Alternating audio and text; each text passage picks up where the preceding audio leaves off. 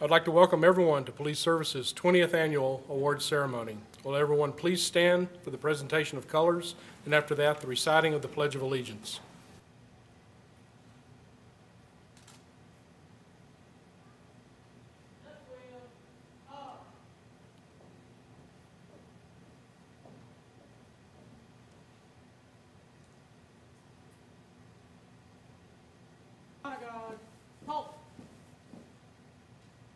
I pledge allegiance to the flag of the United States of America and to the republic for which it stands, one nation, under God, indivisible, with liberty and justice for all.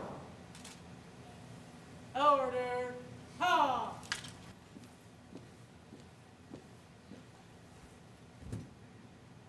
Present! Ha! Colors! Post!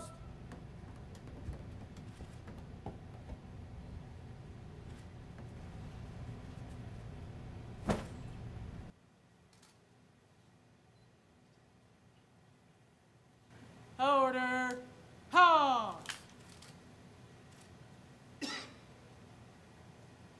Ready! Haste! Forward! Ha!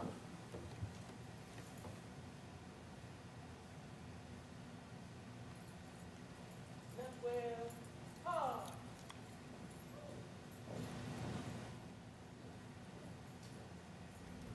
I'm Police Chief John Hutto. Once again, welcome.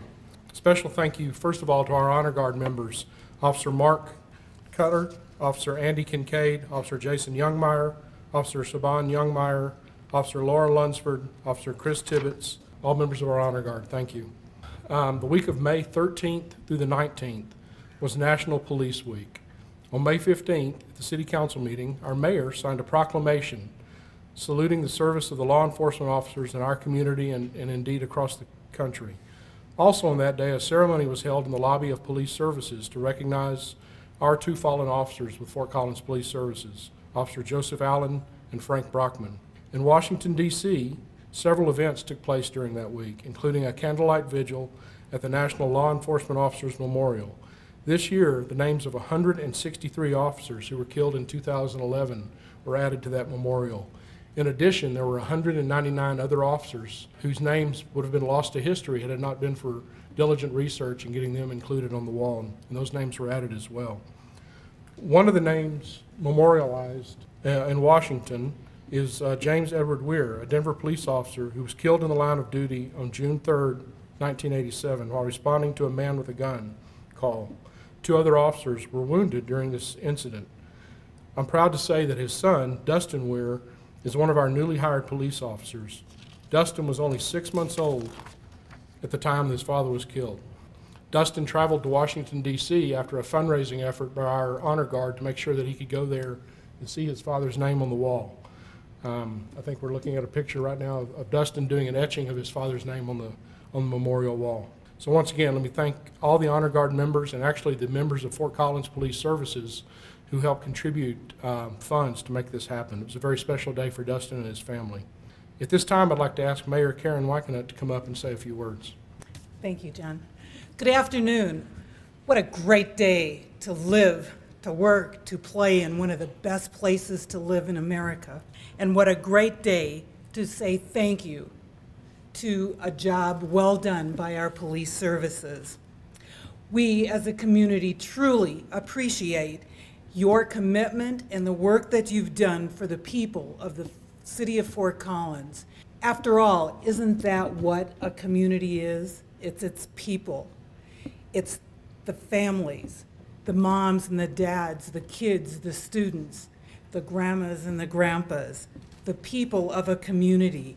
So on behalf of those people in our community, we want to say thank you, the officers and their families, for the job that you have done in our community, your commitment to our health and safety and well-being. Thank you very much from the people of Fort Collins.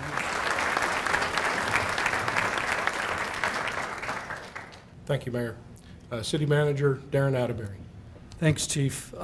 It's an honor to be here. I'm really, really looking forward to this event every year. What's nice about it is you hear great stories and individuals who absolutely deserve recognition. And so I'm delighted to be here. For those of you who are going to be recognized for your work and your service to this community, on behalf of the city organization and the community, thank you, thank you, thank you for what you're doing. It's a big deal. And to family members who are here supporting people, thank you as well.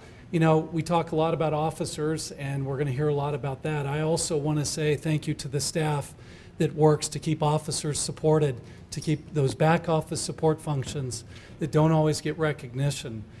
You all are helping these folks do their work every day and serve this community. So if you don't hear it enough, we really appreciate what you do as well. You are a very, very critical function. I often talk about world-class facilities, so you all are probably tired of me talking about world-class, but it's not accidental, it's very intentional, it's very deliberate. This community not only expects, but it deserves that. And there is a distinction between expecting and deserving. I talk about world-class facilities, which I think this service area has. Police services has world-class facilities. We can always improve, but they're top drawer. They're some of the best in the country. We talk about world-class people.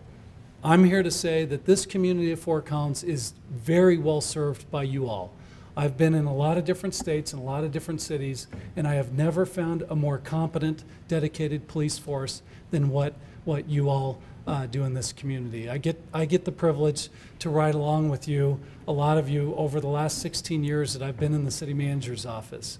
And every time I get up here every year, I add to that number. I think it's about 60 ride-alongs that I've done in the last 16 years. And I have a very intimate look inside the department.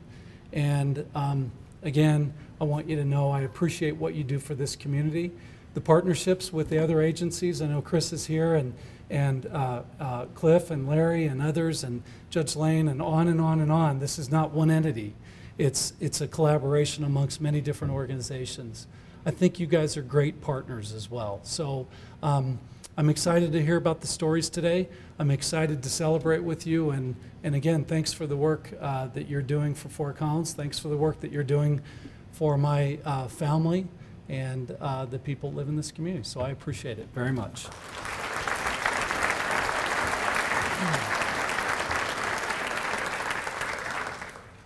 Before we begin our award ceremony, I'd like to take the time to make you aware of some of the achievements of several of our employees have received over the last year. If you're in the audience, please stand up when I call your name. Sergeant Dan Murphy. Sergeant Murphy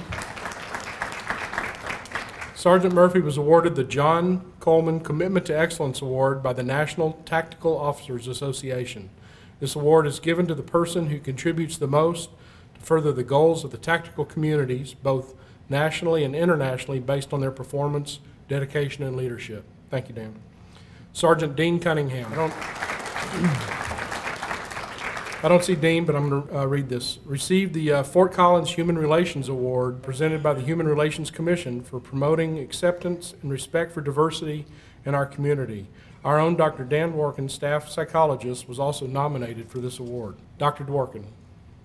Dan's at the back right there. Dr. Dworkin was recognized for his contributions as a member of the 2011 Peer Support Guidelines Revision Committee. It was convened by the International Chiefs of Police Psychological Services Section. Lissa Funk.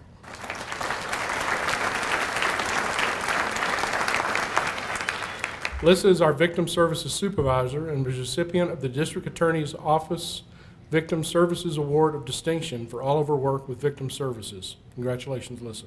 Sergeants Gary Shackley and Doug Smith and Detective Scott Gammon.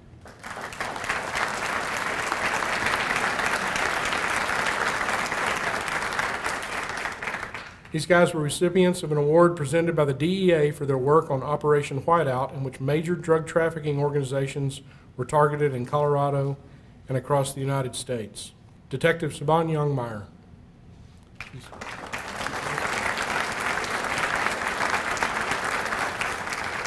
Detective Youngmeyer was the recipient of this year's Superhero of the Year Award, presented by the Larimer County Department of Human Services for going above and beyond her expected duties while working with the children of a homicide victim who was their father and the suspect who was their mother. Officer Carrie Wills. Carrie here? Officer Wills was the recipient of the Rotary Club of Fort Collins Emergency Services Award for demonstrating exceptional bravery and valor in the face of danger during a shooting incident that occurred in January of 2011. Once again, congratulations and a round of applause for each of these individuals who exemplify the high standards and commitment to excellence deserved and expected by our community. Thank you.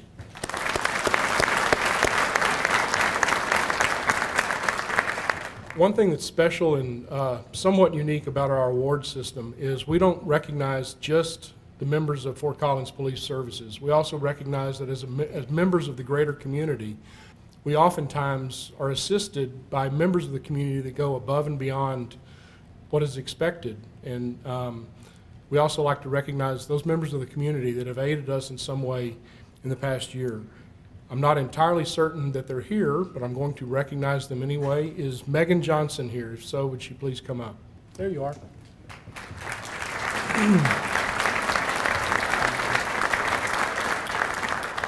On August 27th, 2011, Fort Collins Police Services received a report that 2 stolen credit cards were used at a game kiosk inside the Shell station on Shield Street. The investigating officers went to the station and requested the video surveillance tapes. While they were there, the clerk, Megan Johnson, remembered that she noticed a man using the kiosk on 2 separate occasions. His behavior was odd, which is why she remembered him. She gave the officers a description of the individual. Ironically, the next day, the man returned to use the kiosk. Not wanting to alert the man that she was contacting the police, she sent a text message to her manager directing him to call the police immediately and let them know the man had returned. The man started to leave before the police arrived, so Megan made note of his license plate and the description of the vehicle. As stated by the nominator, Officer Andrea Stout, Ms. Johnson's observations, information, and willingness to get involved led to the identification of the suspect in the case and resulted in 2 felony identity theft charges as well as other charges. Megan Johnson, I would like to present to you our Meritorious Service Citation. Thank you for caring enough to become involved.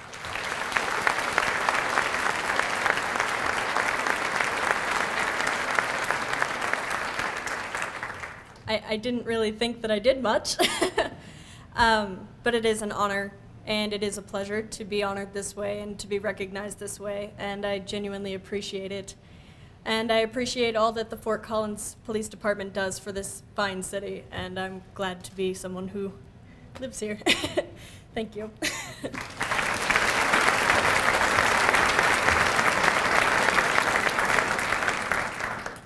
Our next award recipient is Brittany Lott. She's unable to be with us. I'd still like to read this and recognize Brittany for what she's done. In April 2011, a man was assaulted by an unknown man when he was leaving work at Woodward Governor. The man suffered serious bodily injury by being hit multiple times in the head. The victim was able to describe the suspect, and a composite drawing was created.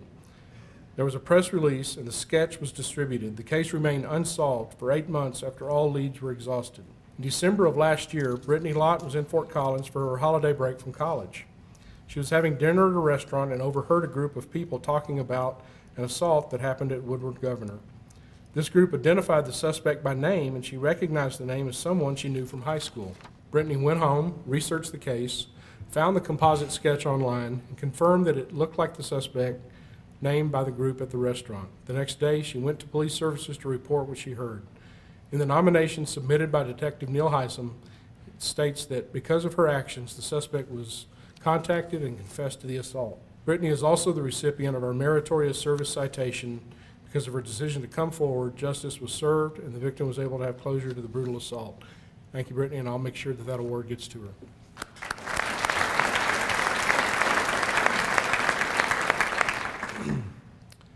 Would the following individuals please step up to the podium? Lori Anderson, Trevor Aschenbrenner, Elle Hersman, Nikita Hersman, Shannon Holcomb, and Tammy Saunders, who couldn't be with us today. On May 8th of last year, Nikita Hersman and his sister Elle Hersman noticed a small boy at the bottom of the swimming pool at a local apartment complex. They immediately retrieved a life ring and attempted to pull the young boy to the surface. They called for more help. Shannon Holcomb, Trevor Aschenbrenner, and and Tammy Saunders quickly jumped into the pool to help. Shannon pulled Zachary from the bottom of the pool. Trevor and Tammy helped bring the boy out of the pool and onto the deck. The young boy was blue, unconscious, had no pulse, and was not breathing. Another resident, Lori Anderson, with the help of Shannon, quickly initiated CPR. After approximately 4 minutes, the boy's pulse and breathing returned. As stated in the nomination by Sergeant Kevin Cronin, the efforts of these 6 people saved this boy's life. Nikita, Elle, Shannon, Trevor, Tammy, and Lori, may I present to each of you the Distinguished Service Commendation for your exemplary efforts in saving the life of a young boy.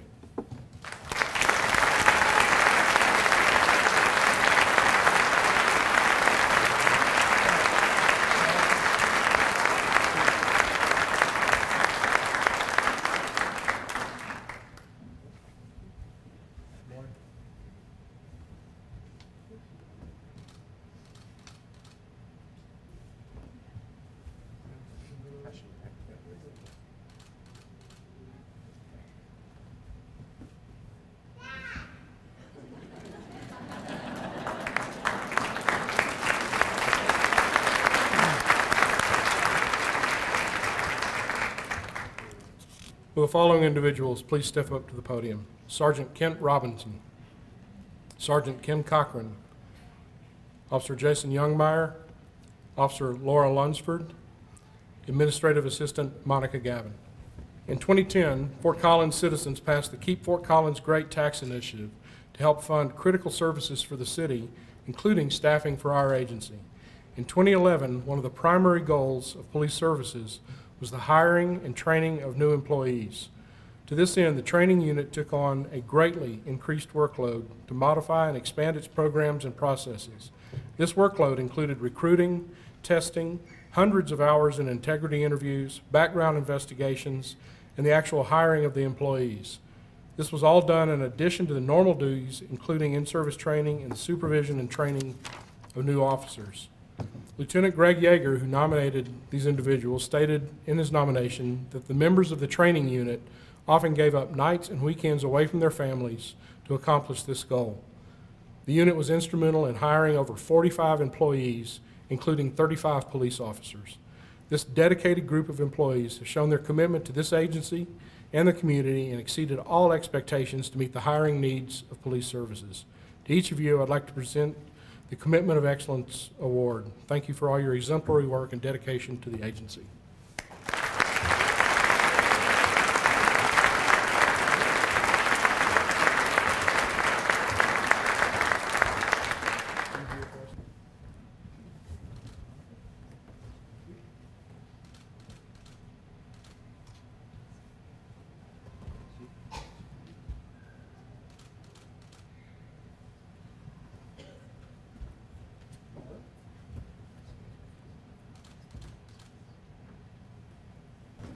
Thank you, Chief, and thank you, Lieutenant Yeager, for recognizing this unit for the hard work that they put into keeping Fort Collins great.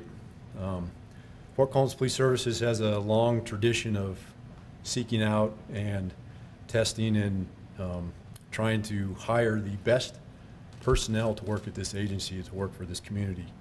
And these officers and Monica and other civilian staff that work in the administrative wing made that possible to make sure that the taxpayers' dollars were being used appropriately for what they wanted. So thank you for the hard work and dedication to this agency and to the community.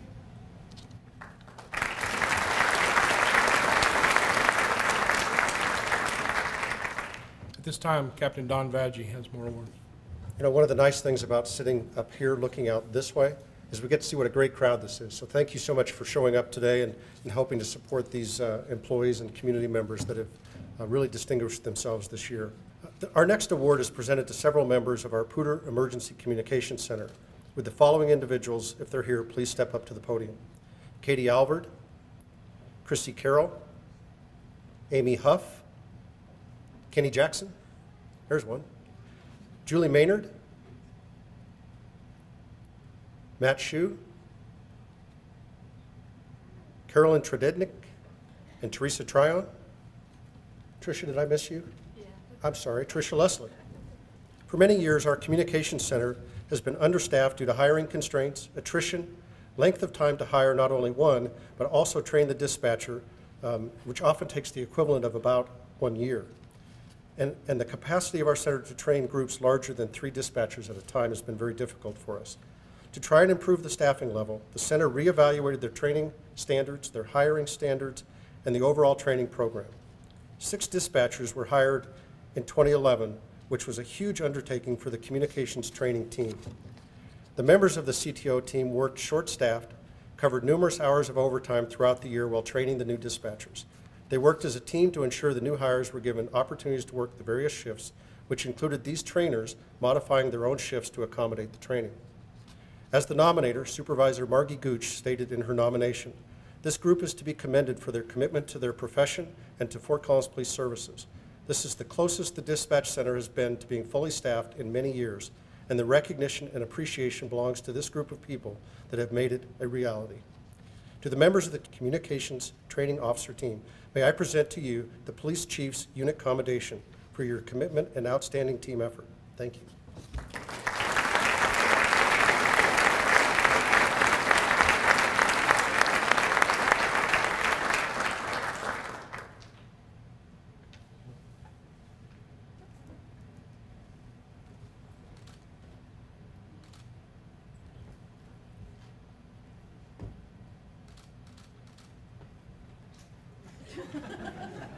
Anybody want to say anything? I've been involved in the training program at PECC for over 18 years, and I've never seen a group of CTOs work harder, sacrifice more, not just by adjusting their shifts and the additional overtime that goes along, but the training is very challenging and obviously not worth the extra pay, right? But everybody knows that, and that's not why they do it. They do it because they want to build better partners. They want PECC to become fully staffed. In the time I've been there, which is over 22 years, we've never been fully staffed. So it's a real challenge, and it was a challenge last year. It's going to be more of a challenge this year because we've got like 8 or 9 people we'll be training. So thank you, ladies, in advance.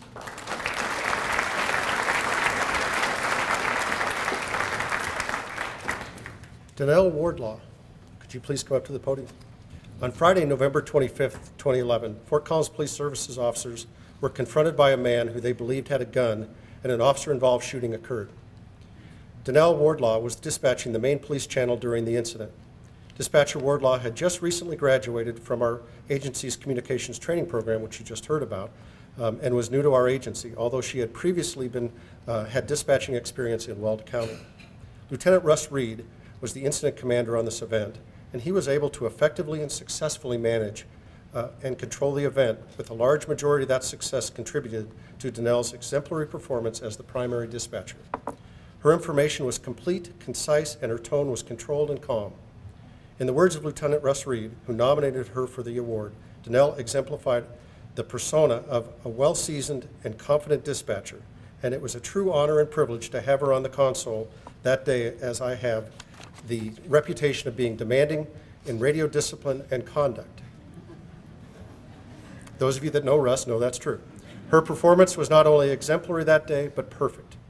Danelle Wardlaw, handling the events of an officer-involved shooting is difficult for any dispatcher, and your actions that day were exemplary. May I present to you our Commitment to Excellence Award.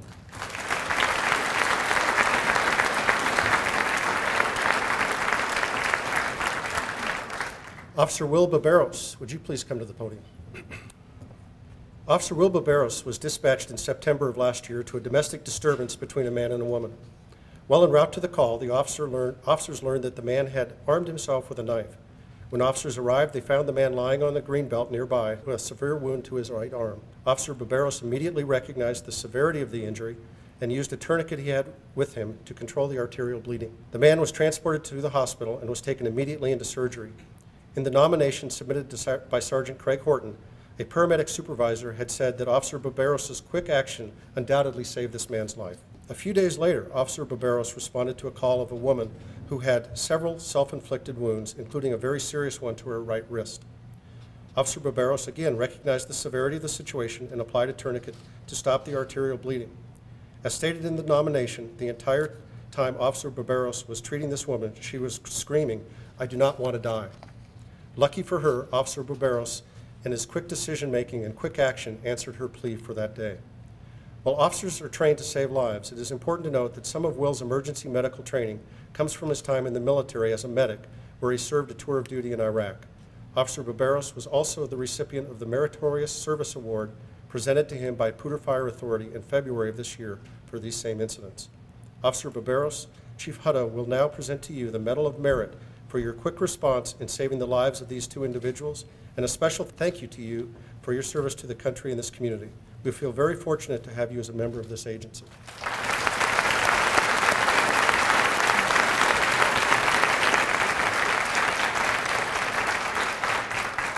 I just want to say thank you to everybody, especially Sergeant Horton and Laura Knutson, who I know both nominated me for this award. It's been a pleasure working alongside my brothers and sisters in blue here, and I look forward to many more years of that. So thank you guys very much.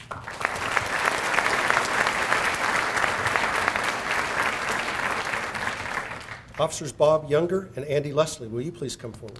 In November last year, Officer Younger and Officer Leslie responded to the report of a man lying in the alley in downtown and not breathing. These officers were the first emergency responders on scene and quickly assessed that the individual did not have a pulse.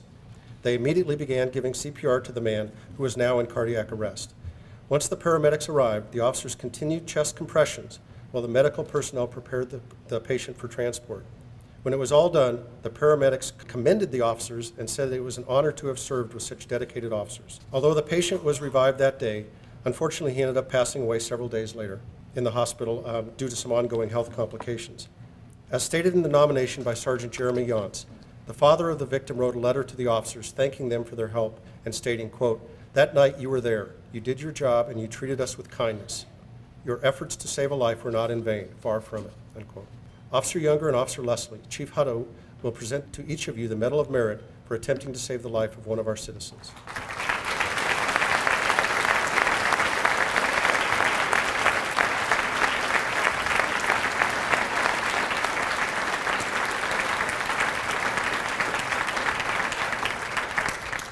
Andy quickly nominated me to say something about 3.5 seconds ago. Just wanted to say thanks again to Sergeant Yance. We work with a great team. It's an honor to work for this department. Every single one of us out here go out and make a difference in somebody's life every single day. And that's what it's about, to be a police officer, is to make a difference. And some of the finest people I've ever met have been brothers and sisters in blue and all the staff that make up Fort Collins Police Services. So I'm honored to work with all of you. So thank you.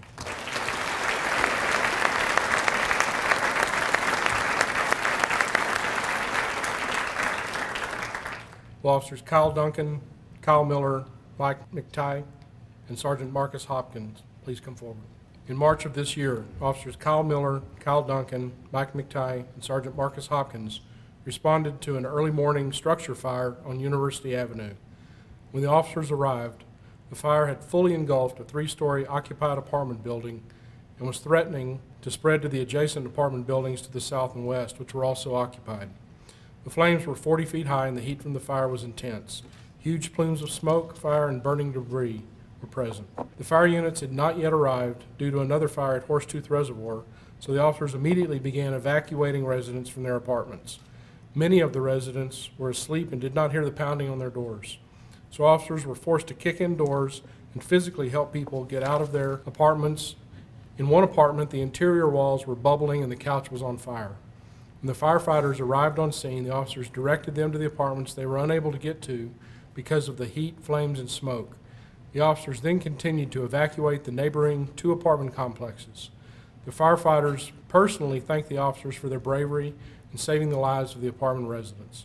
Officers Miller, Duncan, McTighe, and Sergeant Hopkins, I present to each of you the Medal of Valor for your bravery and dedication to duty on that day.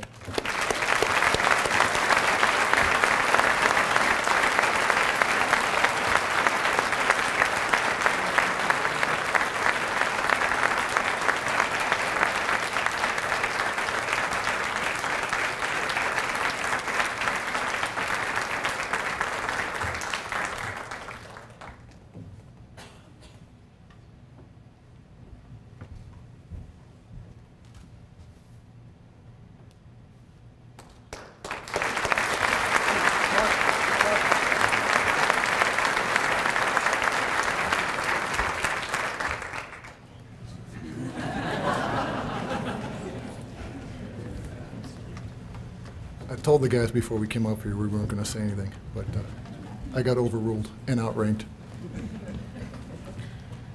I put these three men in for this award because as a coach and a mentor, I believe strongly in if things go great, they did it. If things go okay, we did it. And if things go bad, I did it. So they make it very easy for me to say things go great and to point to them for how well things go. And it's like that every day and every night with everybody we work with. So thank you.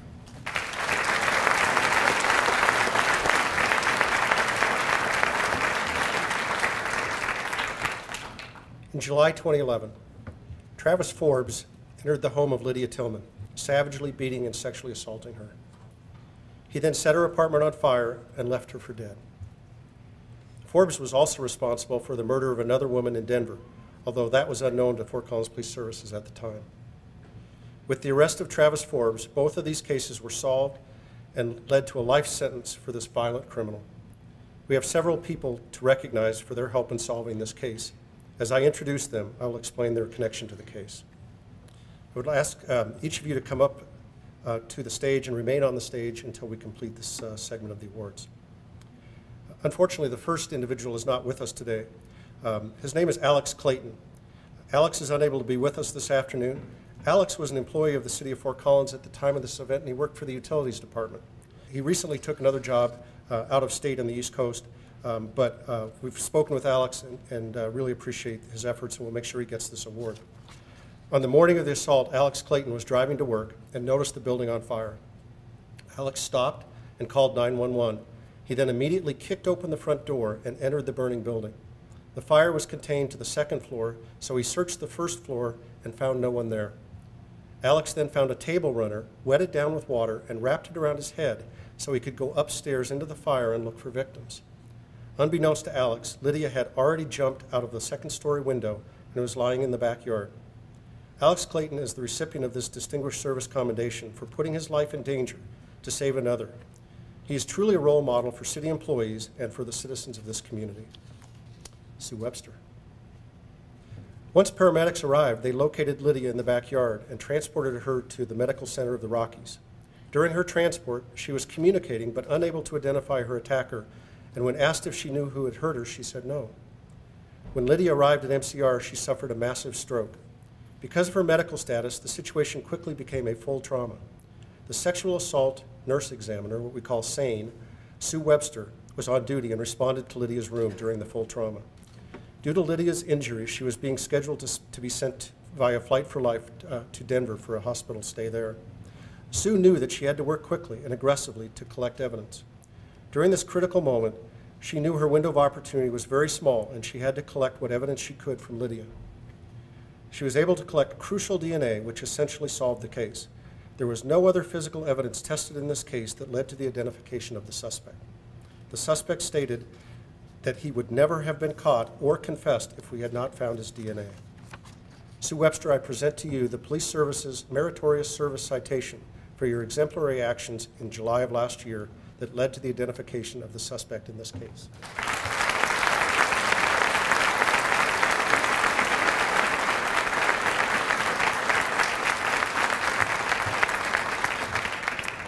It's not very often that I get to see so many of the people that I've worked with over the years in one place, but I'm so thankful that Lydia's here with us today. I've so enjoyed getting to know her on her recovery, and Jacqueline also. So enough for the emotions, but I also really want to thank the people from the District Attorney's Office and the Police Department, the judges, for your support of the SANE program. It's a tough job, it's a tough road. I have a wonderful team right now, and without all of your support, we wouldn't be where we are now, helping patients like Lydia.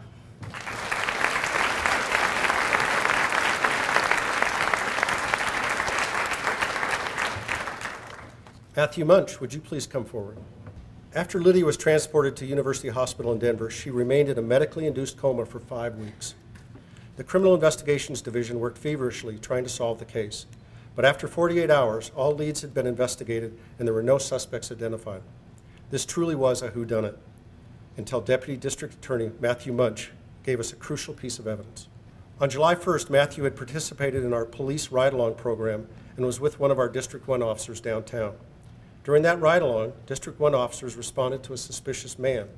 As they were approaching the man, the officers were intercepted by Denver Police Department detectives who said they were conducting surveillance on the subject because he was a suspect in a murder of a young woman in Denver. After hearing about the assault on Lydia that occurred on July 4th, Matthew remembered the incident from the night of the ride-along and thought this man may have something to do with that case. Matthew reported the suspicions to Chief Deputy District Attorney Emily Humphrey, who in turn called lead detective Jacqueline Shackley. Detective Shackley contacted the Denver Police Department, and there was silence on the other end of the phone as Jacqueline described to Detective Garoulier the results of the case. It had to be the same suspect. Both cases had similarities that were frightening.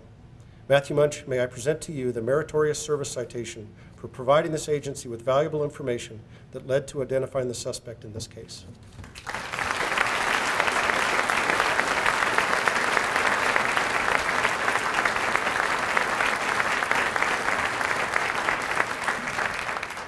So I'm a lawyer, so I think I have to say something. I had just the very smallest part in this whole thing. Travis Forbes wasn't captured by me. He was captured by a woman who had unbelievable strength to survive, and also by some really fine police work and investigation. That's why he was captured. I'm just honored to be in the same room as all of y'all, so thank you very much.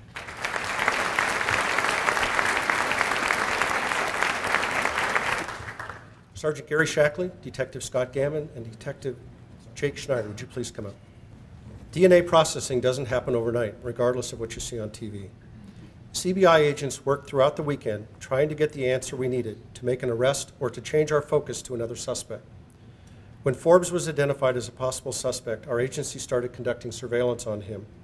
The Criminal Impact Unit and the Northern Colorado Drug Task Force remained on surveillance throughout the entire weekend because of the concerns that Forbes would find yet another victim before we were able to confirm he was our suspect and make the arrest. On a busy weekend in Old Town, the surveillance team lost sight of the suspect for a couple of hours. Members of the team, Sergeant Gary Shackley, Detectives Gammon, and Detective Jake Schneider, continued to search for Forbes. They eventually found him again after midnight. He was walking away from downtown with an intoxicated woman that the surveillance team feared may become Forbes' next victim. Patrol officers were asked to assist, and they were able to separate the woman from the suspect. Later that night, the suspect singled out another intoxicated woman. The officers felt at that time that that woman's safety was also at risk, so they decided to arrest the suspect on the charge that he had previously given them a fake identity. During the brief time that he was in jail, the Colorado Bureau of Investigation confirmed Forbes' DNA matched the DNA found on Lydia Tilman. Sergeant Shackley, Detective Scott Gammon, and Detective Jake Schneider, I would like to present to you Police Services Commitment to Excellence Award for your exemplary actions that night.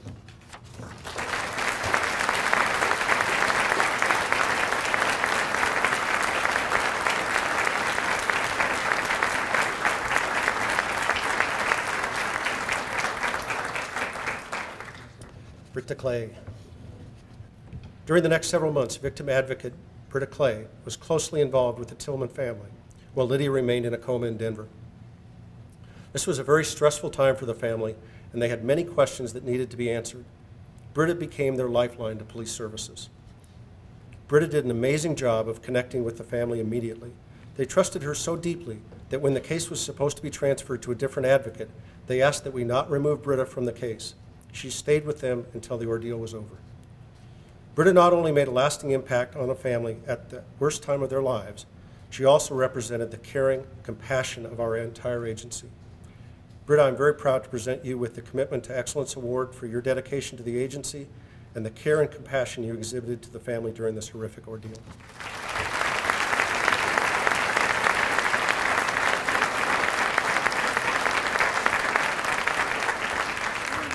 Thank you. I'm rarely speechless, so hopefully I can get through this. It's an honor just to be up here with everyone else on stage and to be recognized with Officer Jacqueline Shackley, who's always been a mentor to me. So that's very special, and to be sitting next to Lydia and holding her hand through this. is amazing, and she's the real hero here. And I'm honored to know her and have worked with her and her family and with everybody in this room. You're my family, and I thank you every day for the support.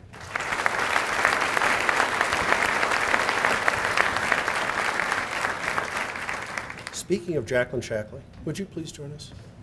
Detective Shackley was assigned as the lead investigator for this case. She worked closely with representatives from the Denver Police Department, the Denver District Attorney's Office, the Larimer County District Attorney's Office, and completed a thorough investigation that resulted in a plea agreement with the suspect. But there is more to the story. Our work here is about the victim, as stated in the nomination by Sergeant Christy Valesky. Jacqueline managed to keep Lydia's needs in the forefront throughout the investigation. She spent hours communicating with Lydia's doctors, her family, and most of all, Lydia.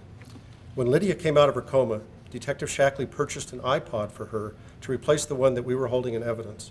She also arranged to have Lydia's hair done while she was in rehab and attended many fundraisers for Lydia. Sergeant Valesky went on to state, Detective Shackley exemplifies the characteristics professionals in this industry strive for: tenacity, compassion, dedication, and empathy. To this day, Detective Shackley stays in close contact with Lydia. Jacqueline, we're proud to present to you this Commitment to Excellence Award for your dedication and compassion to all you serve. Ladies and gentlemen, may I have a round of applause for all of these outstanding individuals.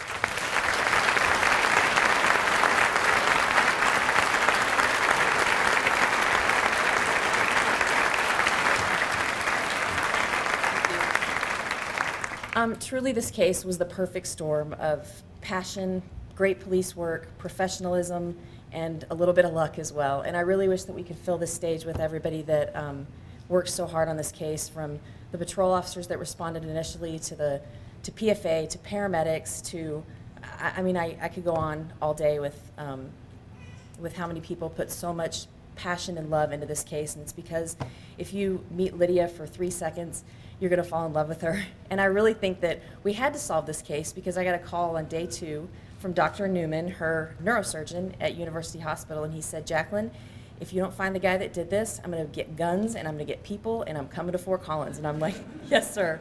Thank God 3 days later we knew who did this. So it was an amazing case. But I truly feel like I am accepting this on behalf of 50 other people who should be up here standing behind me that made me look good. So thank you very much. I appreciate it.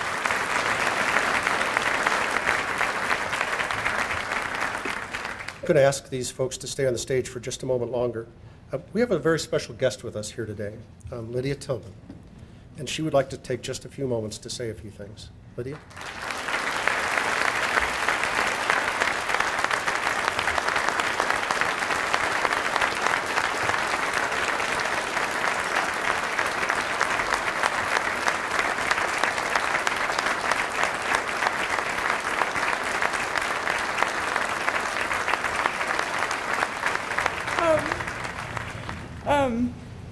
I'm Lydia.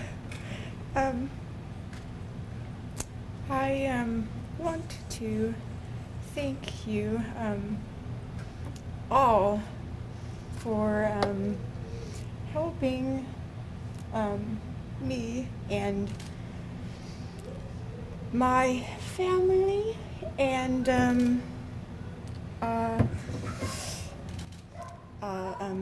on behalf of the woman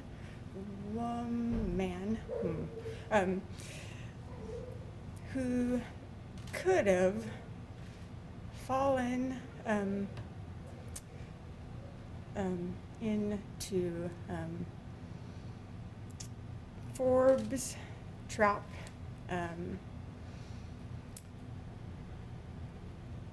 Thank you. And I didn't prepare a speech, but it is good to be up here speaking,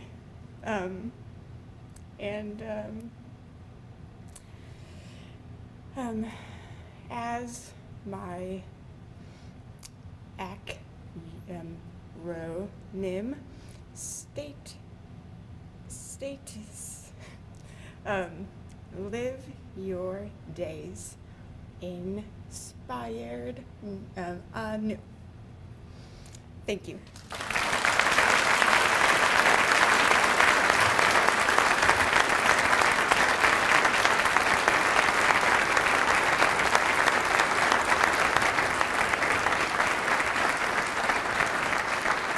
Thank you for that warm welcome for Lydia. I can tell you I was in the courtroom the day that Travis Forbes was sentenced, and the folks in the courtroom that day had the very same reaction. She's a very courageous woman, and we're very thankful for her. Chief? Wow, I have to follow that. Just like the last award, the next award encompasses many dedicated people who risked their lives to save people who contributed to solving a major case. I would like to ask each of these award recipients to please remain on the stage after they receive their award. On October 24th, 2011, a large fire broke out at a construction site and quickly spread to the Penny Flats condominiums and commercial space. The fire was enormous and completely consumed a 4-story building, eventually burning down to the steel construction. The estimated damage was approximately $10 million, and after the initial investigation, it was determined this was probably a case of arson. After the fire was extinguished, Police Services and Poudre Fire Authority requested the activation of the Alcohol, Tobacco, Firearms, and Explosives Response Team, better known as the ATF National Response Team. This group of agents specializes in fire scene investigations. Both the National Response Team and the Denver Field Office responded to process the scene and assist with interviews and investigative leads. A unified command post was established at Police Services, and the ATF worked side by side with our Property Crimes Unit and Poudre Fire Authority for 2 weeks. Over 100 investigative leads were generated and investigated, and ultimately a suspect was identified. The suspect was apprehended and charged with numerous felony counts. The investigative thoroughness, cooperation, and resource investments provided by the ATF was nothing short of exemplary. I would first like to ask Acting Team Leader Kenneth Whitley and the ATF National Response Team, and also Special Agent in Charge Marvin Richardson from the ATF Denver Field Division to please step up to the podium. Kenneth and Marvin will be accepting the awards for the 2 groups, but I would also like to read the names of the individual recipients of these awards. Also, I would like to ask the following individuals who were members of these teams to come up on stage if you're in the audience. Some were not able to be with us today. From the National Response Team, Special Agents Paul Claflin, Chris Forkner, Mike Jaroszewski, Dane Wetzel.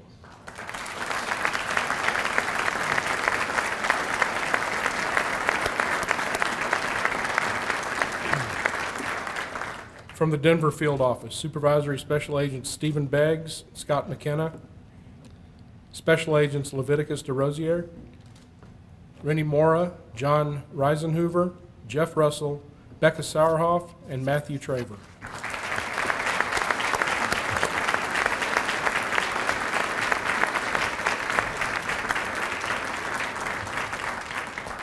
Kenneth and Marvin, we would like to present the Police Chief's Unit Commendation to the National Response Team and to the Denver Field Office. As stated in the nomination submitted by Sergeant Paul Wood, all of the agents did a phenomenal amount of work, and they were instrumental in the successful conclusion of this case. Thank you, gentlemen, for your resources, cooperation, and investigative skills you provided to our agency.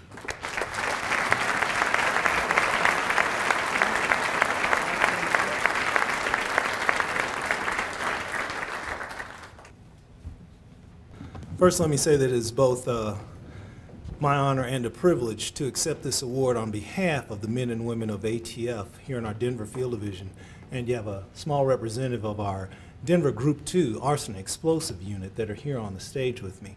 Also our Western National Response Team, which as the Chief indicated, is a very specialized, trained group of individuals who come in and bring those resources to bear for you, the taxpayer, because that's what this is all about. We work for you, just like your police department here in your community works for you.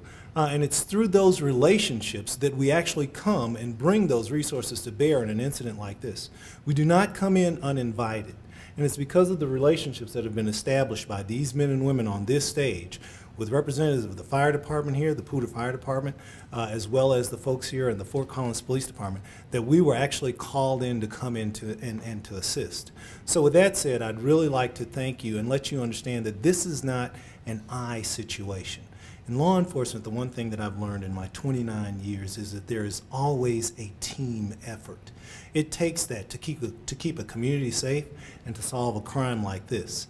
I'd like to take just 1 minute to recognize one individual who, since the time that this particular incident has been over, has left our ranks and entered the ranks of the retired, and he's not expecting me to do this, but I want to do it anyway.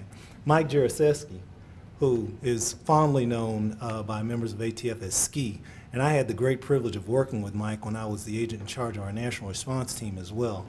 Ski is one of those individuals that when you start talking about who has a love for his job and never really wants to leave, he'll work until you make him go home. And I just want to take this opportunity to really recognize him, because when people leave your ranks, you know, it's very seldom that you get to see them to thank them for the work that they've done again. And I want to take this opportunity to specifically thank Mike for all the hard work and dedication. I think some of his grandchildren are here with him today as well. And I want to thank them because they're the reason that he actually came here to Colorado. And we were fortunate enough to get him here with the amount of expertise that he's got. So thank you very much on behalf of the men and women of ATF. And thank you, Mike, for coming back to see us in this effort.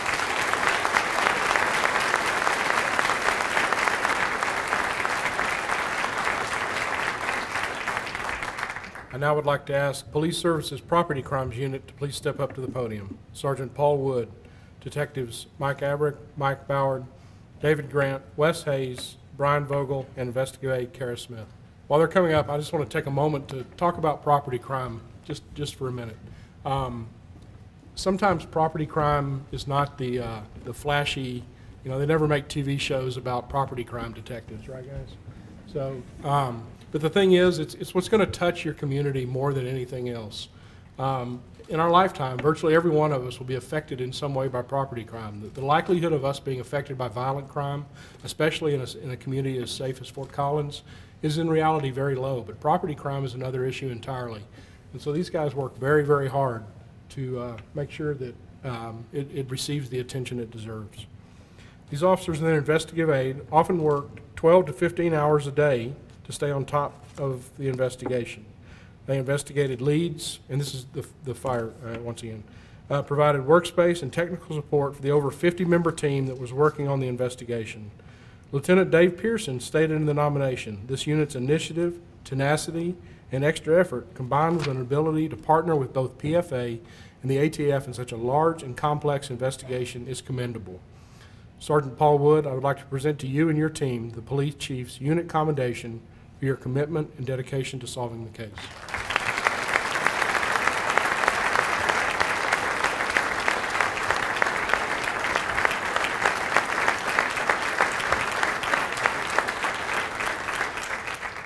Like several others have said, this is very much a team effort. And one of the things that I really enjoy about being a sergeant and a supervisor is that when you have a team of people like the people back here, you can kind of sit back and do nothing and look good.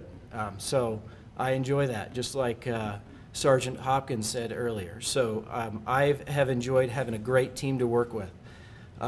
Also in this case, as you may or may not know, sometimes relationships with other agencies, local to federal or even locally, don't always go the best. And I know that may be a shock for some of you.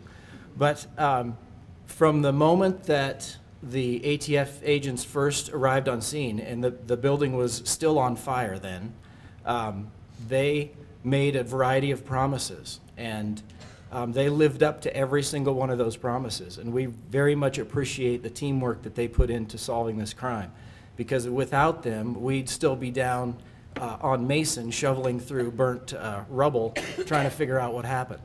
So thank you to those guys and all of the agents that were here. But I also want to thank one other group of people, and that is the patrol officers. Because without them, detective units like ours couldn't do our job.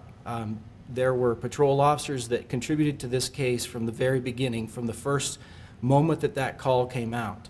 And they were there on scene, as you'll see and hear about in a moment, doing very heroic things, but also the officers that were on the perimeter for hours, contacting people, identifying people, talking to people, and determining what happened and providing us with information that we needed to do our job. So if I could get a round of applause for the patrol officers that do this night and day.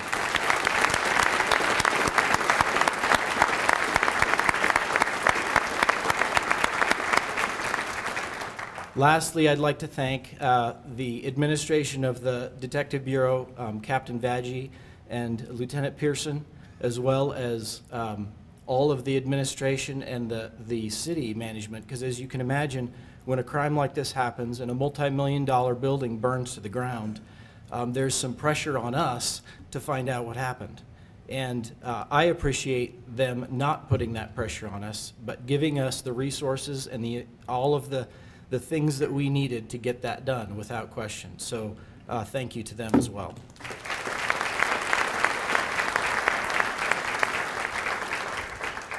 So you sit back and do nothing, Sergeant Wood? Is that what I heard? Officers Christopher O'Laughlin and Rick Dellinger, would you please step up to the podium? For the last awards of the afternoon, we need to go back to the morning of the Penny Flats fire. When officers arrived at the scene of the fire, the four-story building was completely engulfed in flames. Fire was also spreading to an occupied adjacent building. The heat was intense. Smoke and debris was blowing around the downtown area. As PFA was laying the fire lines, these two officers continued evacuations in the uncleared paths of the burning building. They started on the 4th floor, began kicking in doors of the apartments and going inside to check for people. At times, they could only yell into the apartments because of the thick smoke and fire. They repeated their attempts on the 3rd floor and then were asked to clear the area because they were no longer safe without breathing apparatus. As stated in the nomination by Sergeant Craig Horton, the actions of these officers exemplify bravery and dedication to duty while attempting to save innocent lives. They are well deserving of recognition for their heroic actions. Officers O'Laughlin and Dellinger, I would like to present to each of you the Medal of Valor. Thank you for acting above and beyond the call of duty and knowingly placing yourself at significant risk to save another person's life. Ladies and gentlemen, a round of applause for these outstanding individuals.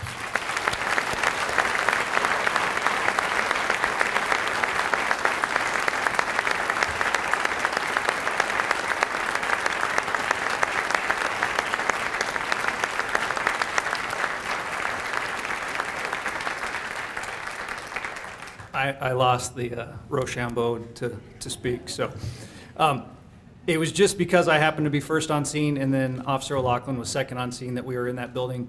I work with a great group of people on the early week midnight shift, and had any one of the other officers been there, they would have done the exact same thing. Had we called for extra units to come assist us, they would have no doubt come in there with risking their lives as well. So it just happens that I was the one that, and Officer O'Laughlin were the ones that were in there first. But I thank everybody for their support on that, and they did provide a lot of good work in the perimeter, contacting people like Sergeant Wood had said, and I would like to recognize that shift for supporting us in that. And thank you, Sergeant Horton, for the nomination.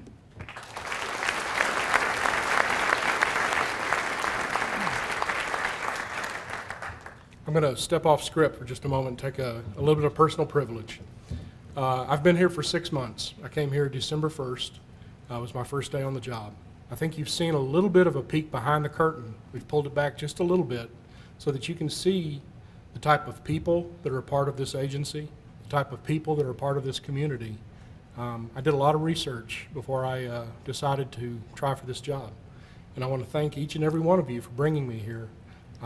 It's everything that I expected it to be, and I look forward to a long and prosperous career with you. Thank you.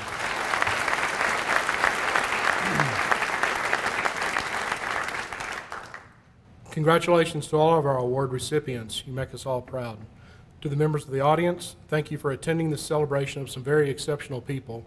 And as was mentioned, none of this would be possible without family support. So thank you to those of you who have people in harm's way every day and allow them to walk out the door.